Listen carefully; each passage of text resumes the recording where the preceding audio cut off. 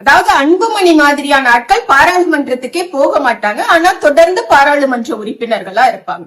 அதனாலதான் அவங்களுக்கு ஒன்றிய அரசாங்கத்துக்கு கீழே எது வருது, மாநில அரசாங்கத்துக்கு கீழே எது வருதுங்கிற புரிதல் கூட இல்லாம கேஸ் தட்டுப்பாட்டை முதலமைச்சர் ஸ்டாலின் எப்படி எதிர்கொள்ள போகிறார்னு ஒரு கேள்வி கேட்டார்.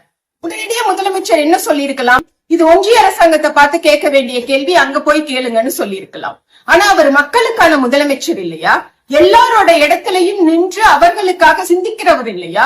இன்னைக்கு கேஸ் இல்லைன்னு சொல்லி உணவகங்கள், ஹோட்டல்ஸ் எல்லாம் மூடக்கூடிய நிலைமை வந்தோடனே இந்த சின்ன லெவல்ல கிராமப்புறங்கள்ல இயங்கக்கூடிய ஹோட்டல் நிர்வாகம் என்ன பண்ணும் அப்படின்னு யோசிச்சவரு, கேஸ் இல்லைன்னு சொல்லி இண்டக்ஷன் ஸ்டவ்ஸ், கரண்ட் அடுப்புகளை அவங்க உபயோகிக்கும் போது மின்சார கட்டணம் அதிகமா வருமேன்னு யோசிச்சு யூனிட்டுக்கு 2 ரூபாய் மானியத்தை இன்று தமிழ்நாட்டினுடைய முதலமைச்சர் மாண்புமிகு முத்துவேல் கருணாநிதி ஸ்டாலின் அவர்கள் வழங்கியிருக்காருங்க. இது ரெஜிஸ்டர் பண்ண ஹோட்டலுக்கு மட்டுமானா கிடையாது.